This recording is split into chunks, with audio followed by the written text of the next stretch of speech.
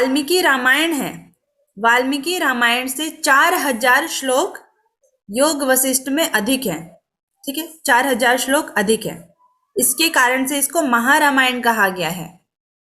लेकिन इसमें जो है वो राम की जीवनी नहीं है, जैसे कि रामायण में है। राम की जीवनी ना हो करके महर्षि वशिष्ठ और श्री राम जी के बीच का जो संवाद है वो उस पे आधारित है। अब इसमें जो प्रकरण है, प्रकरण के नाम, उसमें जो मुख्य विषय वस्तु है और उनमें कितने सर्ग हैं, सर्ग यानी कि श्लोकों को बोला गया है। तो प्रकरण, पहला प्रकरण है वैराग्य प्रकरण, जिसमें राम का सांसारिक वैराग्य हो जाता है और सभी चीजों में वो दुख रूप को देखते हैं। और इसमें कुल 33 सर्ग है। दूसरा प्रकरण है मुमुक्षु व्यवहार प्रकरण। इसमें वेद व्यास के पुत्र जो शुकदेव है उनको राजा जनक के द्वारा उपदेश और ज्ञान दिया जाता है। इसके अलावा इसमें मोक्ष के 4 द्वारपालों का भी वर्णन है और सबसे छोटा प्रकरण है ये, क्योंकि इसमें सिर्फ 20 सर्ग हैं। तीसरा है उत्पत्ति प्रकरण, ठीक है, जिसमें परमात्मा वर्णन, ज्ञान तथा अज्ञान की 7 भूमिकाओं का वर्णन, सत्व गुण का विकास किस प्रकार से होता है उसका वर्णन दिया हुआ है और इसमें कुल 122 सर्ग हैं।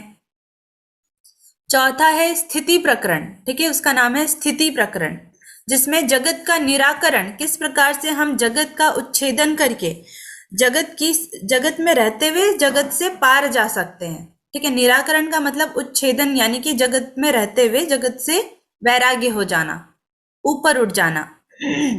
तो इसमें कुल 62 सर्ग हैं।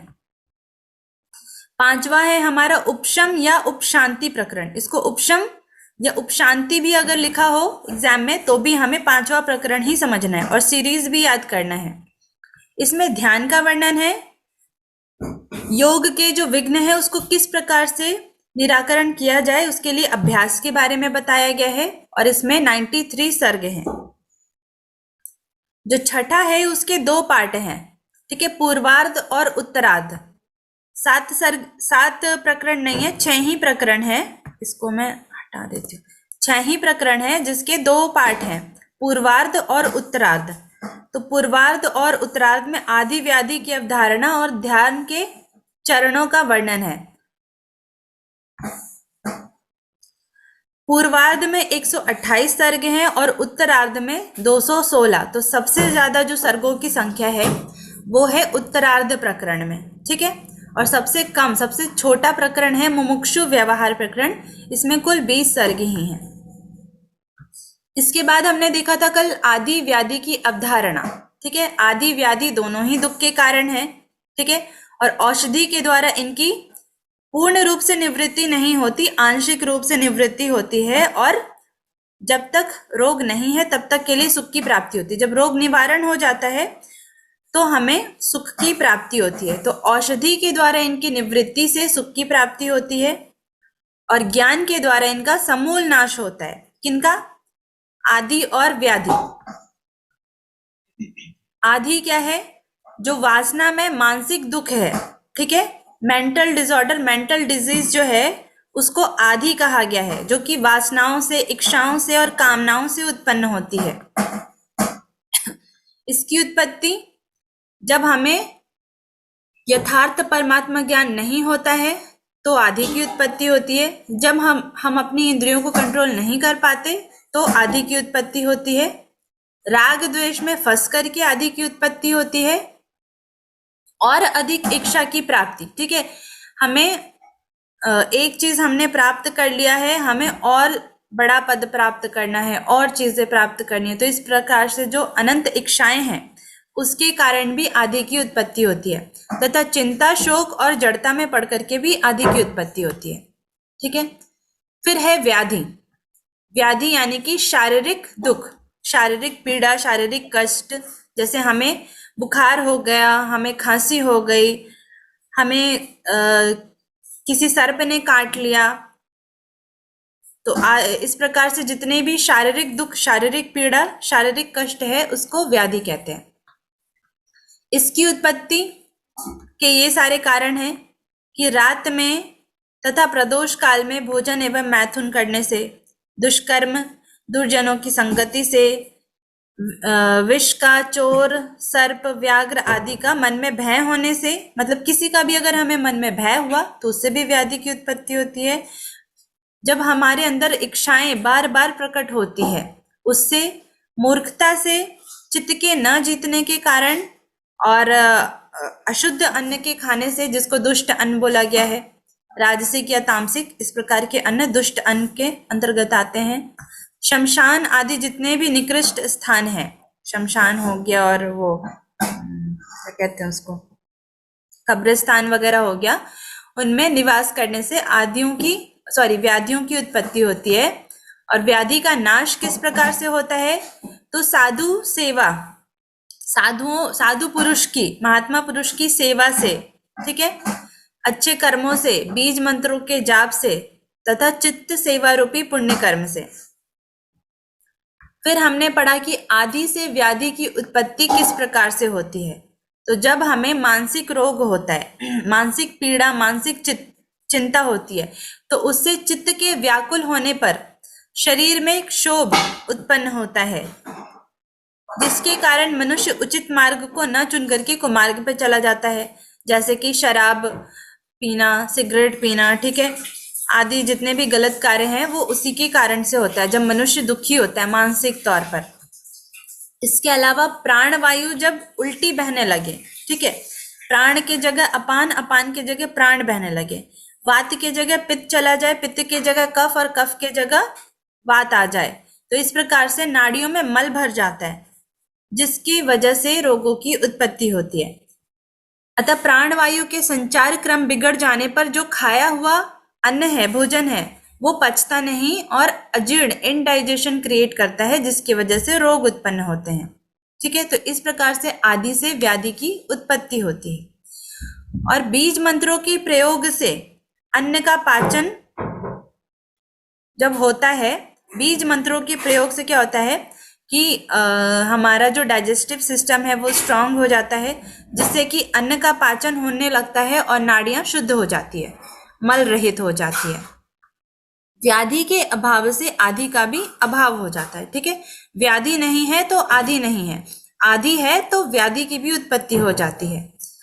अब आगे यहां से हमें पढ़ना था कि आदि व्याधि के नाश के उपाय, किस प्रकार से आदि व्याधि को नाश किया जा सकता है।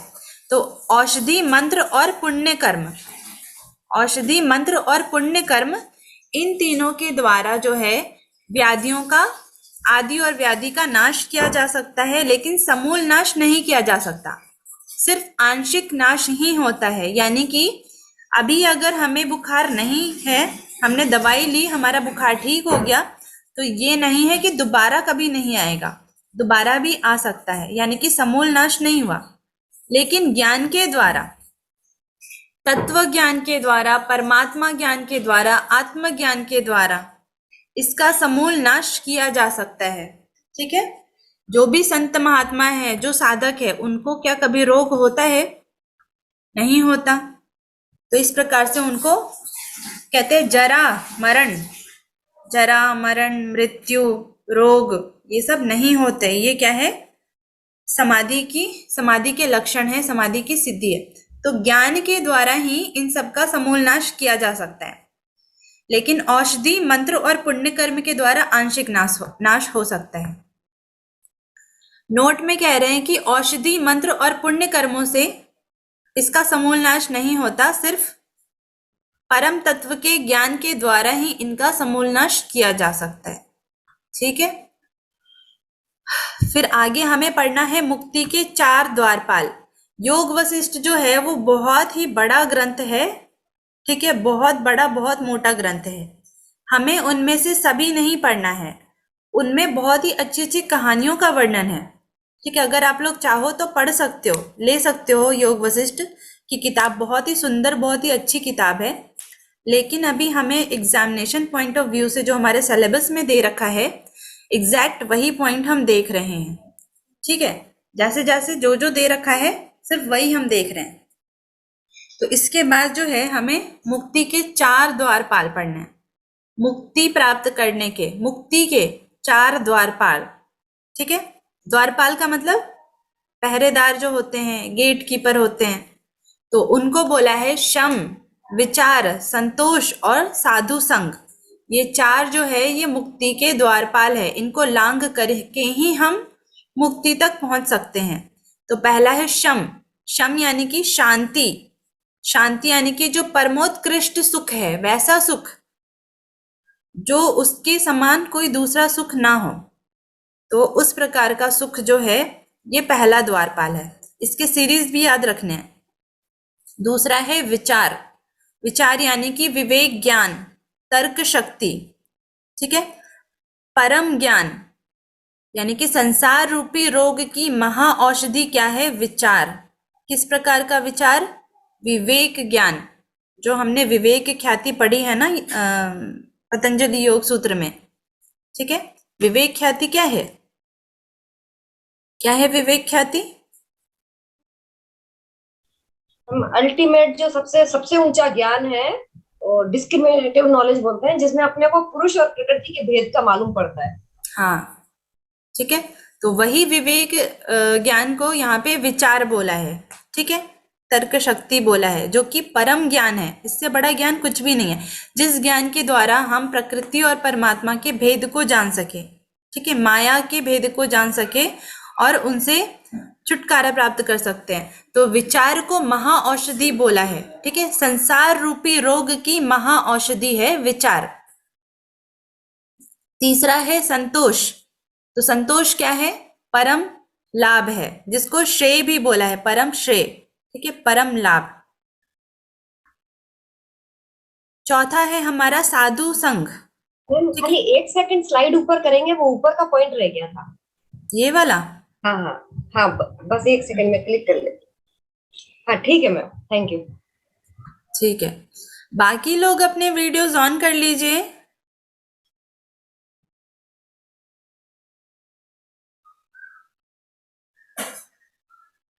चौथा है साधु संग। साधु संग को बोला है कि यही परम गति है। ठीक है, सत्संगति से मृत्यु, उत्सव और विपत्तियां, संपत्तियां बन जाती। सत्संगति से मृत्यु, उत्सव। ठीक है, सत्संगति से क्या होता है कि मृत्यु उत्सव बन जाती है, यानी कि मृत्यु का भय समाप्त हो जाता है, बल्कि हमें मृत्यु का इंतजार होता है। मृत्यु हमारे लिए उत्सव के स्वरूप हो जाती है। ठीक है, और विपत्तियां जो है वो संपत्तियां बन जाती है। तो ये सारी चीजें होती है साधु संग से। ठीक है, तो इसीलिए इसको परम गति बोला है कि साधुओं का संग। किस प्रकार के साधु? जो आत्मज्ञानी है, तत्वदर्शी हैं, उस प्रकार के साधु। तो उनकी संगति से मृत्यु उत्सव बन जाता है और विपत्तियां संपत्तियां बन जाती है। आगे बढ़े। Yes ma'am. योग की परिभाषा कह रहे हैं कि योग की परिभाषा क्या है योग वशिष्ठ के अनुसार? तो संसार सागर से पार होने की युक्ति का नाम योग है। ठीक है, ऐसा महर्षि वशिष्ठ कहते हैं। संसार सागर से पार होने की जो युक्ति है उसी का नाम ही योग है। तो योग की परिभाषा में अगर ऐसा आए तो एज इट इज ही लिखना है। ठीक है, या फिर एज इट इज अगर ऑप्शन में आए तो हमें वही टिक करना है। मैम फिर है, लिख के भी आते हैं कि खाली एमसीक्यू होते हैं? नहीं, एमसीक्यू ऑब्जेक्टिव प्रश्न ही होते हैं। ओके। ऑब्जेक्टिव ही होते हैं। इस तरह के प्रश्न आपको वो जो क्या कहते हैं, जो रिलेट करने वाले प्रश्न नहीं होते, असर्शन रीजन, हाँ हाँ मैम। उसमें भी हो सकते हैं। ओके ठीक है, या मैच द फॉलोइंग में भी हो सकते हैं। ओके। परमानंद की उच्चतम अवस्था, परमानंद की उच्च अवस्था। ठीक है, परम आनंद, एक तो जो परम आनंद है यानी कि सांसारिक आनंद से भी जो ऊपर का जो आनंद है, उसकी उच्चतम अवस्था क्या है? तो जब चित्त की चंचलता दूर हो गई हो, चित्त हमारा बिल्कुल शांत स्थिर हो गया हो, कोई चंचलता नहीं है, मन मन क्षण भंगुर भोगों से विरक्त हो गया हो। कैसे भोग? जो क्षण भंगुर है, क्षण भंगुर का मतलब क्षण भंगुर का मतलब क्या होता है? जो एक क्षण में खत्म होने वाली चीजें हो, यानी अनित्य चीजें। हाँ, जो जितनी भी सांसारिक वस्तुएं हैं टेम्परेरी। वो अनित्य हैं, ठीक है, वो भंगुर यानी कि नश्वर हैं।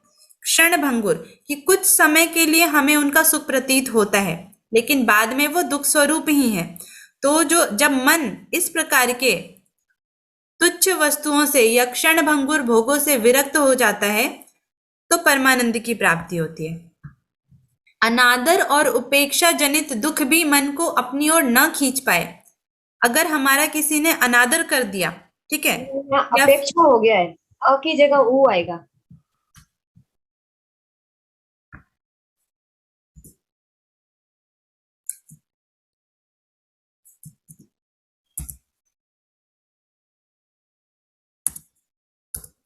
ठीक है। तो इस प्रकार से अगर हमारा किसी ने अनादर भी किया या हमारी उपेक्षा भी करी तो उसमें मन के अंदर कुछ भी दुख नहीं प्रकट हो रहा है, कोई क्षोभ नहीं हो रहा है, वो उन दोनों सिचुएशन में समान भाव में। मन पूर्ण चंद्रमा के समान निर्विकार हो जाए, ठीक है, जिस प्रकार से चंद्रमा निर्विकार है उस प्रकार से मन भी हमारा पूर्ण चंद्रमा की तरह निर्विकार हो जाएगा, कोई विकार नहीं होगा, तो हमें आनंद की प्राप्ति होगी। इसके अलावा हर्ष विषाद से रहित, हर्ष और विषाद से रहित अवस्था परमानंद की अवस्था है। चित्त हमेशा स्वस्थ, मौन और प्रसन्न बना रहे, प्रसन्न चित्त बना रहे, ठीक है। चित्त भी स्वस्थ होता है और अस्वस्थ होता है। किस प्रकार से? चित्त किस प्रकार से स्वस्थ और अस्वस्थ होता है? मैम, जब ये कोई भी चीजें हमको विचलित नहीं करती है, इसको वही द्वंद्व वाली चीजें, मतलब सुख और दुख और गर्मी सर्दी, ये सारी चीजें जब विचलित नहीं करती है तो मन स्वस्थ रहता है। और जब यही चीजें हमको विचलित करती है या मन में दुख पैदा करती है तो मन अस्वस्थ हो जाता है। हाँ, जब चित्त इधर उधर भटकता है, ठीक है, वो हमेशा सुख प्राप्ति के लिए भागता है लेकिन अल्टीमेट उसको दुख ही मिलता है। तो क्या हुआ? तो चित्त अस्वस्थ हुआ, उसको कभी संतुष्टि नहीं मिली। लेकिन स्वस्थ कब होगा? जब वो संतुष्ट हो जाएगा, जब वो संतोषी हो जाएगा और एक तत्व में वो स्थित हो जाएगा, तो चित्त स्वस्थ कहलाएगा। तो चित्त हमेशा स्वस्थ। मौन, मौन का मतलब चित्त क्या बोलता है? नहीं, चित्त की जो चंचलता है वो समाप्त हो जाए तो वो चित्त की मौन की अवस्था है। और इन दोनों की वजह से वो हमेशा प्रसन्न चित्त ही बना रहेगा, प्रसन्नता ही रहेगी उसके अंदर। चाहे कोई भी सिचुएशन आ जाए, कितना भी बड़ा दुख का सिचुएशन आ जाए, लेकिन वो प्रसन्नता का ही अनुभव करेगा, क्योंकि प्रसन्नता हमारे अंदर से आती है, बाह्य वस्तु से प्रसन्नता नहीं आती है। इस सत्य पर मन को स्थिर करे कि इस ब्रह्मांड में परमात्मा के अतिरिक्त और कुछ भी नहीं है। यही परमानंद की उच्चतम अवस्था है, ठीक है। तो इस प्रकार से ये सभी चीजें परमानंद की उच्चतम अवस्था के बारे में बताई गई है।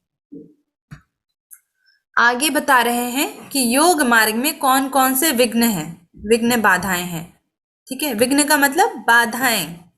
तो जैसे इच्छा और प्राप्ति की इच्छा, भय, निद्रा या आलस्य कहते हैं उसको, निद्रा या आलस्य कह सकते हैं, क्रोध और लोभ, ये 5 चीजें जो हैं वो योग के मार्ग में विघ्न बताए गए हैं। क्या क्या? इच्छा, भय, निद्रा, क्रोध और लोभ। अब ये जो विघ्न है इनका किस प्रकार से निवारण करना चाहिए? निवारण, दूर करना या उसको निराकरण भी कहते हैं। तो योग मार्ग के विघ्नों के निराकरण के लिए अभ्यास, क्या अभ्यास होना चाहिए? योग साधना द्वारा योग मार्ग के विघ्नों का निराकरण किया जा सकता है, ठीक है। योग साधना द्वारा योग मार्ग के विघ्नों का निराकरण किया जा सकता है। योग वासिष्ठ के अनुसार निम्न प्रकार की योग साधनाएं हैं। पहला है एक तत्व की दृढ़ भावना। पहला साधन क्या है? एक तत्व की दृढ़ भावना, यानी अपने मन को एक चीज पर स्थित रखना है। एक तत्व के अभ्यास की विधि क्या है? तो कहते हैं कि ब्रह्म की भावना करो, अहम ब्रह्मास्मि की भावना करो, या अभाव की भावना करो। ठीक है, अभाव यानी कि सांसारिक वस्तु का अभाव, संसार का अभाव कर दो कि सिर्फ मैं हूं, इसके अलावा कुछ भी नहीं है। या फिर केवली भावना, केवली भावना भी वही हो गई कि केवल मैं हूं, मेरे अलावा कुछ भी नहीं है। ठीक है, अपने आप को समेट लेना, ये हो गया एक तत्व के अभ्यास की विधि। तो 3 प्रकार से एक तत्व का अभ्यास किया जा सकता है। या तो ब्रह्म की भावना करो कि अहम ब्रह्मास्मि, या फिर अभाव की भावना करो कि इस संसार में सभी वस्तुओं का अभाव है, सभी क्या है, निरर्थक है या फिर असत्य है। केवली भावना करो कि सिर्फ मैं हूं, मेरे अलावा कुछ भी नहीं है। दूसरा बता रहे हैं मन की शांति। ठीक है, दूसरा साधन है मन की शांति। तो मन को शांत करने के उपाय, या फिर उसको बोला है मनोलय की युक्तियां, मनोलय की, मन को लय करने की युक्तियां। तो पहले तो ज्ञान युक्ति है, ज्ञान के द्वारा मन को शांत करो। संकल्पों का त्याग करके मन को शांत करो। अगर हम संकल्प नहीं करेंगे, संकल्प विकल्प नहीं होगा, तो भी हमारा मन शांत होगा। भोगों से विरक्त हो जाओ, भोगों से विरक्ति, वासनाओं का त्याग कर दो। ठीक है, इच्छा कामना का त्याग कर दो। अहम भाव का नाश, असंग का भाव रखो। ठीक है, संसार में रहते हुए संसार से असंग रहो। असंग का मतलब कि किसी भी चीज में लिप्त नहीं होना। ठीक है, 10 है इसके अंतर्गत, मनोलय की युक्तियां 10 है। कर्तव्य भाव का त्याग कर दो। ठीक है, कर्तापन का त्याग। ऊपर करेंगे एक बार।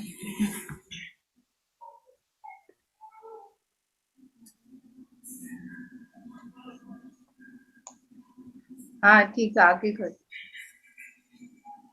ध्यान से सुनते भी जाना है, सिर्फ लिखने में ही व्यस्त नहीं रहना है। सुन रहे हैं ना सभी? हाँ हाँ मैम, हाँ ये कर्तव्य यहाँ पे उचित नहीं लग रहा है। आपने अभी कर्ता बोला तो कर्तव्य अलग हो गया, कर्तव्य का त्याग नहीं करना रहेगा ना शायद से। कर्ता होना चाहिए यहाँ पे, हाँ, कर्ता कर्ता भाव होना का चाहिए। त्याग। हाँ हाँ हाँ,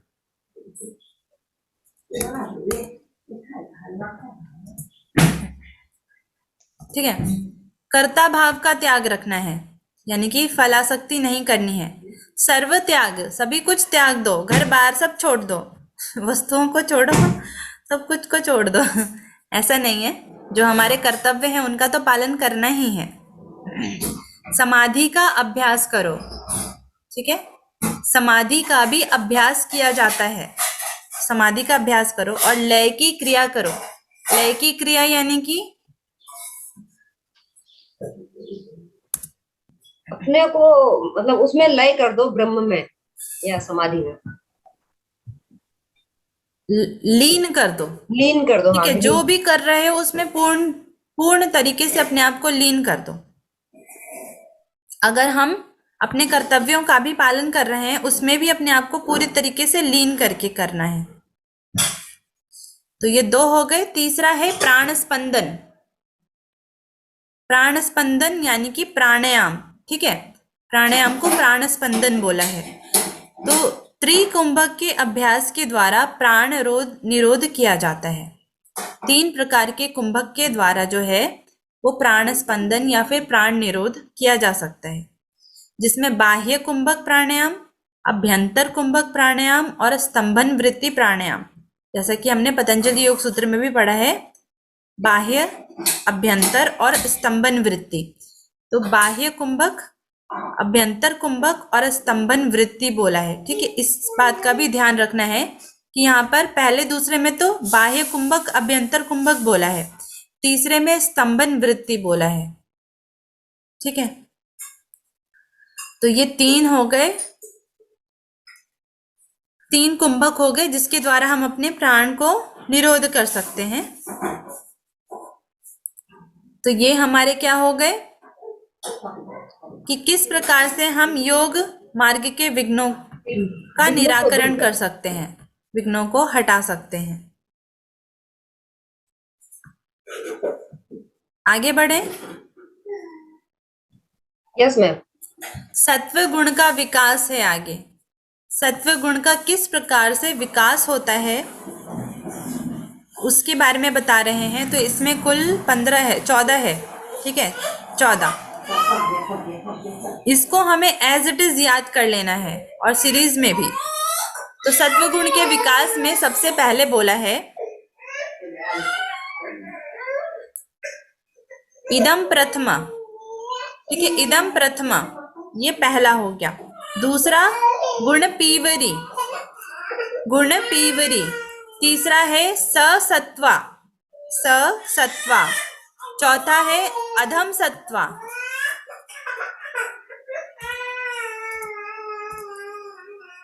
अधम सत्वा। पांचवा है राजसी। छठा है राजस सात्विकी, ठीक है, राजसिक के साथ सात्विकी भी आ गया। फिर है राजस राजसी, राजस तामसी। इजी है, अगर आप चाहो तो आराम से याद कर सकते हो। राजस तामसी, फिर राजस राजसात्यंत तामसी, ठीक है, राजस अत्यंत तामसी। 10वां है तामसी, फिर है तामस सत्वा, तमो राजस रूपिणी, तामस तामसी और अत्यंत तामसी। अब इसमें जो पहला है इदम प्रथमा, ठीक है, प्रथमा बोला तो इसको एज इट इज याद कर लेंगे, इदम प्रथमा, यानी कि यहां से शुरुआत हो गई। फिर है गुण पीवरी, ये दो हमने याद कर लिया। तीसरे से याद करना है कि ससत्वा, सत्य के साथ, अधम सत्वा, ठीक है, यानी कि सत्व लेकिन अधम कोटि का। उसके बाद राजसी, ठीक है, फिर राजस के साथ सात्विक भी आ गया, राजस के बाद राजस के साथ राजसी भी आ गया और राजस के साथ तामसी भी आ गया, ठीक है। राजस सात्विकी, राजस राजसी, राजस तामसी, इतने हो गए हमारे 8। और 9वां है राजस अत्यंत तामसी, राजस के साथ अत्यंत तामसिक वृत्ति आ गई। इसके बाद होता है हमारा तामसी, अब सिर्फ तामसिक वृत्ति, लेकिन इसके बाद आएगा तामस सत्वा। तामस के बाद सत्व गुण भी आ जाएगा, ठीक है, तामस और सत्व दोनों मिलाकर। फिर है तमो राजस रूपिणी, यानी तम भी और राजस भी, तो तमो राजस रूपिणी। फिर तामस तामसी, तमस के साथ तमस ही आ गया। और लास्ट है अत्यंत तामसी, यानी अत्यंत निकृष्ट। तो ये स्टार्टिंग के जो 12 हैं, इसको बोला है 12 प्रकार की प्रज्ञा। अगर एग्जाम में पूछे 12 प्रकार की प्रज्ञा या फिर प्रज्ञा कितने प्रकार की है योग वशिष्ठ के अनुसार, तो 12 प्रकार की प्रज्ञा है, ठीक है। उसके नाम अगर दे दे तो ये आपको याद रखने हैं, ये लिख देने हैं। और जो 2 है लास्ट के, तामस तामसी और अत्यंत तामसी, इसको बोला है कि मोक्ष प्राप्ति के अयोग्य हैं। इन अवस्थाओं में मोक्ष को प्राप्त नहीं किया जा सकता है। बाकी जो ऊपर हैं ये हमें धीरे धीरे प्रज्ञा की ओर ले जा रहे हैं, ज्ञान की ओर ले जा रहे हैं। लेकिन अंतिम के 2 जो है इसमें इससे ज्ञान का संबंध नहीं है, इसीलिए मोक्ष प्राप्ति के अयोग्य बोला गया है इन 2 अवस्थाओं को, ठीक है। ये किसी को आ रहा है समझ में? हाँ। Yes ma'am. ज्यादा मुश्किल नहीं है, इजी है, याद भी कर लेंगे। और यही बोला कि किस प्रकार से सत्व गुण का विकास हो रहा है। तो तामस से लेकर के ये बिल्कुल इदम प्रथमा तक आ रहा है, नीचे से ऊपर की ओर आ रहा है, ठीक है। तो ये था हमारा सत्व गुण का विकास। आगे है ध्यान के 8 चरण, इसको अष्टांग योग कहते हैं, ठीक है। अष्टांग योग जो एज इट इज है, हम सभी को पता है कि अष्टांग योग के अंतर्गत कौन कौन से अंग है, यम नियम आसन प्राणायाम प्रत्याहार धारणा ध्यान समाधि। तो यही है ध्यान योग के 8 चरण योग वशिष्ठ में। अब इसमें जो हमारा सबसे मेन पॉइंट है वो है ज्ञान की 7 भूमियां, ठीक है, 7 प्रकार की ज्ञान भूमियां। तो इसके साथ साथ मैंने ज्ञान की भूमियां तो लिखा ही है, योग की भी 7 भूमि है और अज्ञान की भी 7 भूमि है, इसका टेबल बना दिया है, ठीक है। ज्ञान की 7 भूमियां पहले देखते हैं। पहला है शुभेच्छा, ठीक है, शुभ इच्छा यानी कि शुभेच्छा। तो वैराग्य वैराग्य पूर्वक केवल मोक्ष की इच्छा, वैराग्य रखते हुए सिर्फ मोक्ष की इच्छा करना शुभ इच्छा है। ठीक है, ये है प्रथम भूमिका। दूसरी भूमिका है विचारणा, यानी कि विचार करने की भूमिका। इसमें विवेक वैराग्य के अभ्यास पूर्वक सदाचार में प्रवृत्त होना विचारणा कहा जाता है। कि विवेक और वैराग्य के द्वारा क्या सदाचार है, उसमें प्रवृत्त होना विचारणा कहलाता है। ये मैच द फॉलोइंग में भी आ सकता है। ठीक है, कि शुभेच्छा और इधर इसका विवरण मतलब दे देगा, विचारणा इधर मतलब दे देगा, इस प्रकार से। तनुमानसा, तीसरा है तनुमानसा। इसमें इंद्रियों के विषयों भोगों में अनासक्त होकर के संसार में विचरण करता है। योगी विषयों की तरफ नहीं जाता है। ठीक है, अनासक्त भाव से वो संसार में रहता है, लेकिन अनासक्त भाव से, यानी कि उसने अपने मानसिक स्थिति को, मानसिक विचारों को, भोग की इच्छाओं को तनु कर दिया। तो ये हो गया तनुमानसा। चौथा है सत्वापत्ति।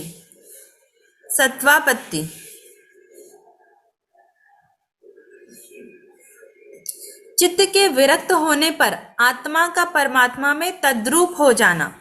इस अवस्था में क्या होता है कि चित्त जब संसार से विरक्त हो जाता है तो अब वो सिर्फ परमात्मा में ही स्थित रहता है। तो चित्त के विरक्त होने पर आत्मा का परमात्मा में तद्रूप, यानी कि समा जाना, मिल जाना, एक रूप हो जाना।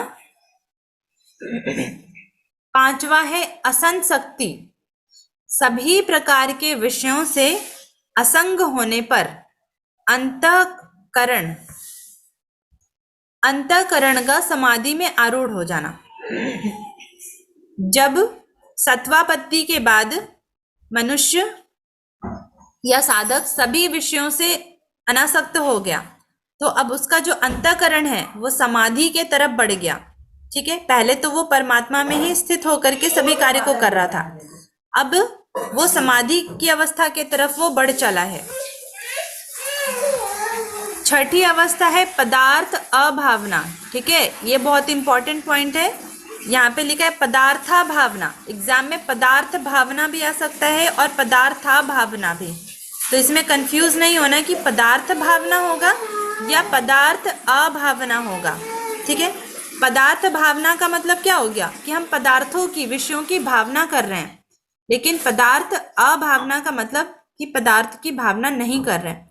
तो यहाँ पे जो मिला के लिखा है इसका संधि विच्छेद यही होगा कि पदार्थ अभावना।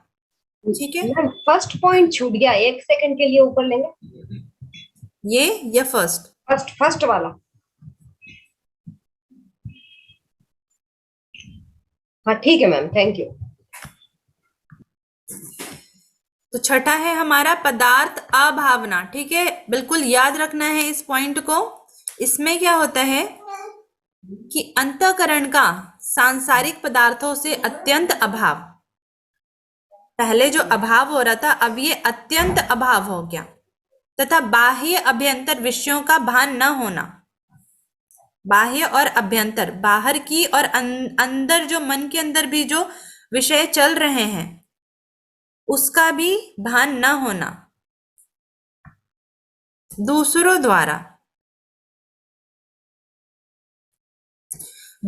द्वारा विषयों का भान कराने का बहुत प्रयत्न करने पर भी किसी पदार्थ का भान न होना। ठीक है, दूसरे लोग बहुत कोशिश भी अगर कर रहे हैं कि इसको किसी प्रकार से विषयों में लगा दिया जाए, तब भी उसको किसी भी प्रकार का विषयों का भान आभास नहीं होता। यही है पदार्थ की अभावना। और जो हमारा लास्ट है सातवां, वो है सांसारिक पदार्थों में कोई सत्ता स्फूर्ति न हो करके अपने आत्म भाव में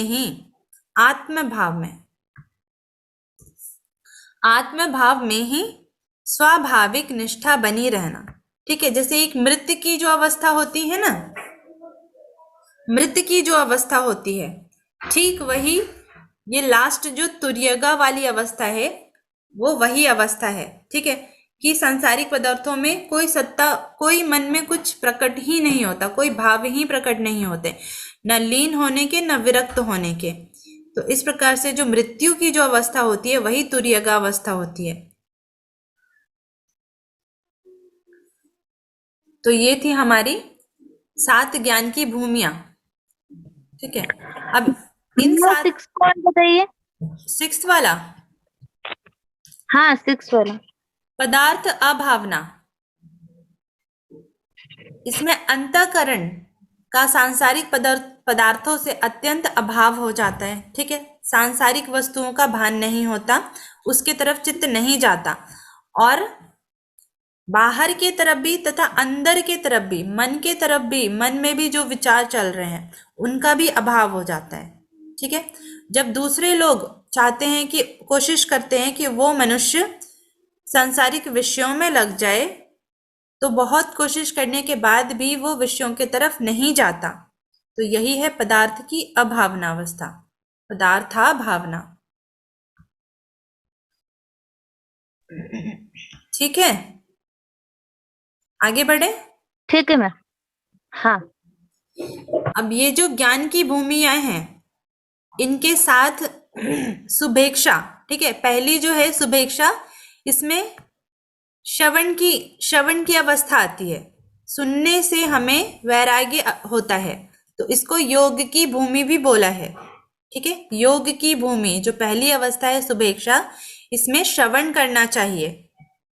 दूसरी अवस्था में विचारणा, इसमें है मनन की अवस्था। ठीक है, मनन के द्वारा विवेक वैराग्य जागृत होता है। तीसरा है तनुमानसा, जिसमें निधिध्यासन, जब इंद्रियां जब विषयों भोग से अनासक्त होती है, अर्थात कि निधिध्यासन के द्वारा तनुमानसा की अवस्था आ रही है। चौथी अवस्था को बोला है विलापिनी। ठीक है, जब वस्तु हमसे दूर हो जाती है, हम वस्तु से दूर हो जाते हैं, तो उसमें किसी प्रकार की लीनता न होना, विलापिनी। पांचवा है विशुद्ध चिन्मय आनंद स्वरूप, विशुद्ध चिन्मय आनंद रूप की अवस्था, यह है पांचवी योग की अवस्था। ठीक है, इससे असंशक्ति की अवस्था उत्पन्न होती है। छठी है तुर्या। हमने ज्ञान की भूमिका में तुर्य का पढ़ा था 7वीं, लेकिन योग की अवस्था में तुर्या अवस्था है। ठीक है, तुर्या अवस्था यानी कि जब हमें पदार्थों का भान नहीं रहता, पदार्थों का अभाव हो जाता है। और जो 7वीं है, ये तुर्यातीत अवस्था कही गई है। 7वीं कौन सी? तुर्यगा, जिसको तुर्यातीत अवस्था बोला है। जो योग की तुर्यातीत अवस्था है, वही ज्ञान की तुर्यगा अवस्था है।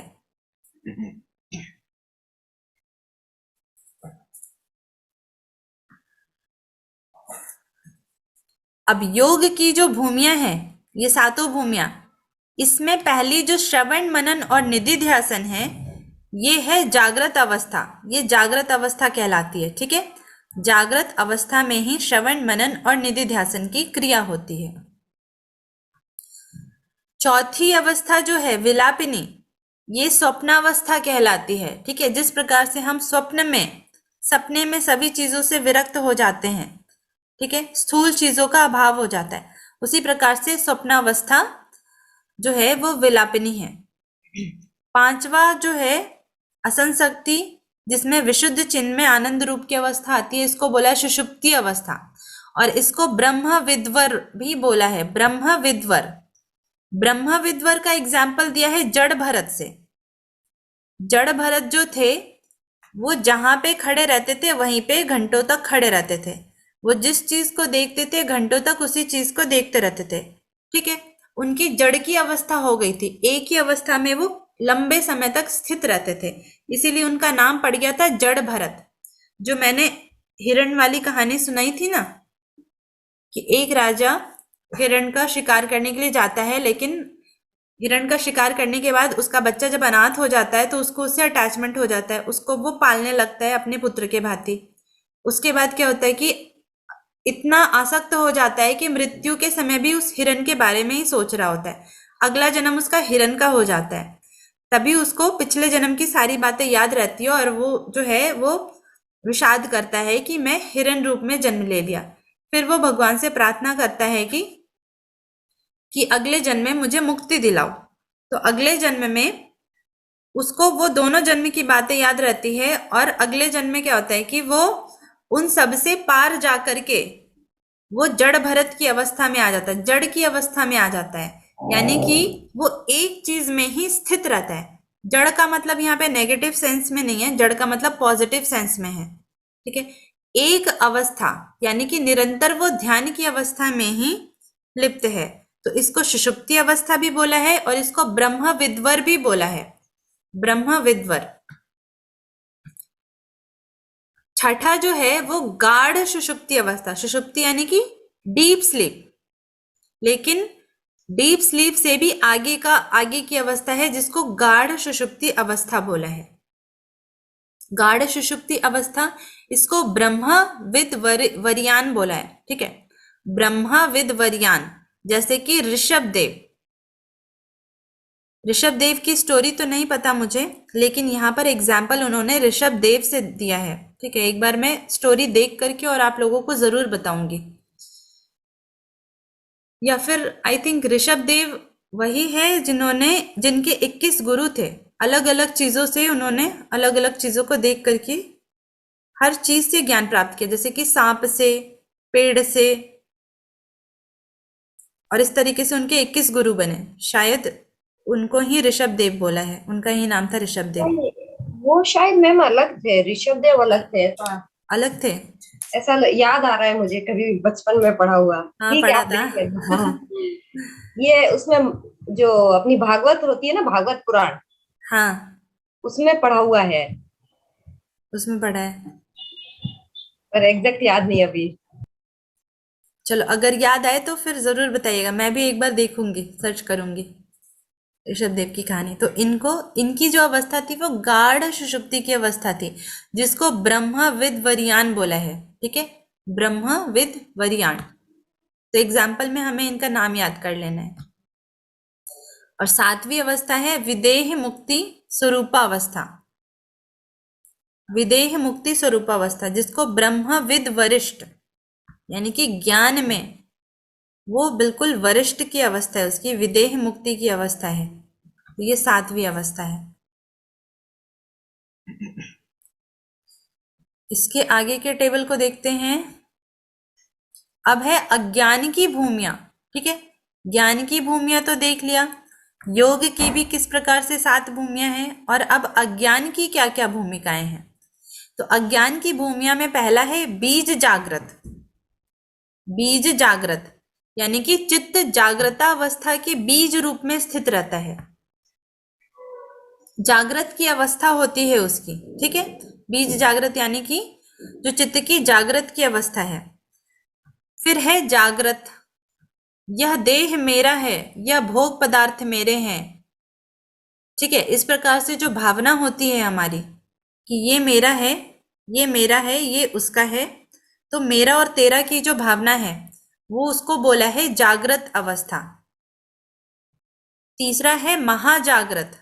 महाजागृत की अवस्था में होता है कि यह सब मेरा है का जन्म जन्मांतर से दृढ़ अभ्यास, सिर्फ एक जन्म में ही नहीं, अनेक जन्मों में यह मेरा है, यह मेरा है, इस प्रकार का जो अभ्यास होता है, दृढ़ अभ्यास, उसको बोला है महाजागृत। ठीक है, ये तीसरी अज्ञान की अवस्था है। चौथा है जागृत स्वप्न। जागृत के समान ही स्वप्न में भी विषयों में तन्मयता रहती है। हम जब सपने देखते हैं तो हमें ऐसा फील होता है कि हम रियल में वो चीजें कर रहे हैं। ठीक है, तो वो जो अवस्था है कि स्वप्न में भी हमें जागृत के समान ही महसूस होता है, स्वप्न में भी ये मेरा है, ये तेरा है की जो अवस्था होती है उसको जागृत स्वप्न बोला है। ठीक है, जागृत के समान स्वप्न में भी विषयों में हम उसी प्रकार से लीन रहते हैं। 5वीं अवस्था है स्वप्न की अवस्था, स्वप्न अवस्था। स्वप्न में जो देखा उसे स्वप्न के अंत होने पर भी महसूस करना। कई बार हम बहुत बुरा सपना देखते हैं, या फिर अगर हमने बहुत अच्छा सपना देखा तो हम उठने के बाद भी जब हमें ये पता चल गया कि ये हमारा स्वप्न था, फिर भी हम उस चीज को महसूस कर रहे होते हैं, उस सुख को या उस दुख को महसूस कर रहे होते हैं। तो ये जो अवस्था है, इसको बोला है स्वप्न अवस्था। छठी है स्वप्न जागृत अवस्था, कि स्वप्न में भोगे गए विषयों को सत्य मान लेना। जो भी स्वप्न में हम जिन विषयों का हमने भोग किया, उसको हम सत्य समझ करके बैठ गए कि सच में हमें पता ही नहीं चलता कि हमने क्या सपना देखा था और क्या सच में। कभी कभी ऐसा होता होगा कि नींद से उठने के बाद हमें कुछ समय तक कुछ भान नहीं रहता कि क्या हुआ, क्या हम सोए हुए थे या हम जागृत थे या हम क्या कर रहे थे, अभी दिन है कि रात है। ऐसा होता है कभी किसी के साथ, हुआ है? यस मैम, एक बार हुआ है ऐसा, बिना सोचे नींद आ गई थी, फिर मैं हाँ। उठी, हमारी ट्रेन थी, तो मैंने कहा ये तो दूसरा दिन हो गया, ट्रेन तो चली गई। या फिर ऐसा होता है ना कि हमें पता ही नहीं चलता कि हम सो रहे थे कि जाग रहे थे। हाँ, तो ऐसा ये भी होता अवस्था, है। हाँ, तो यही जो अवस्था है, यही स्वप्न जागृत बोली गई है, कि स्वप्न में हमने जिन वस्तुओं का भोग किया, उसका वो हमें लगता है कि हमने रियल में उनको भोगा, उसको सत्य मान लेना। तो ये स्वप्न जागृत अवस्था है। और जो अंतिम अवस्था है वो है सुषुप्ति अवस्था, जिसमें क्या होता है कि उपरोक्त अवस्थाओं को त्यागने पर भी, ऊपर बताए हुए सारी अवस्थाओं को त्यागने पर भी, जो जीव की जड़ अवस्था है, वो भावी दुखों का बोध कराने वाली अज्ञान रूपी सुषुप्त अवस्था है। ठीक है, यहाँ पे जो सुषुप्ति अवस्था है वो नेगेटिव सेंस में है, पॉजिटिव सेंस में नहीं है। तो सभी अवस्थाओं का अगर हमने त्याग भी कर दिया, ठीक है, कि निद्रा में अगर हमने वस्तुओं का भोग किया तो वो भी हम समझ गए, जागृत में भी अगर हमने भोग किया वो भी समझ गए, मतलब कि उन सभी अवस्थाओं का त्याग कर दिया, तो भी हमारे शरीर की, हमारी प्रकृति रूप से जो हमारी जड़ की अवस्था है विषयों में तल्लीन होने की, वही भावी दुखों का बोध कराने वाली है। ठीक है, उसी को अज्ञान रूपी सुषुप्त अवस्था बोला है, कि हम सब कुछ जानते हुए भी, सब कुछ समझते हुए भी, हम क्या है, हम योग पढ़ रहे हैं, हम बहुत सारी चीजें जानते हैं कि ऐसा करना चाहिए, ऐसा नहीं करना चाहिए। ठीक है, ये सब कुछ जानते हुए भी हम उन चीजों को बार बार करते हैं। हमें पता है कि हमें रात देर से नहीं सोना चाहिए, फिर भी हम देर से सोते हैं। हमें पता है कि हमें बहुत ज्यादा प्राप्ति की इच्छा नहीं रखनी है, ठीक है, हमें अनासक्त रहना है, लेकिन फिर भी हम फल में आसक्त हो जाते हैं। तो सब कुछ जान करके भी जब हम उन चीजों को कर रहे हैं, तो इसको अज्ञान रूपी सुषुप्त अवस्था बोला है। ठीक है, जो कि अज्ञान भूमि की 7वीं अवस्था है। तो इस प्रकार से हमारा आज योग वशिष्ठ जो है वो समाप्त होता है। यहाँ पर बहुत ही अच्छी बात है कि हमारा दूसरा यूनिट एटलीस्ट पूरा फिनिश हो गया, कंप्लीट हो गया आज सेकंड यूनिट। समाप्त भी हो गया। बधाई हो। समाप्त भी हो अच्छा गया। है।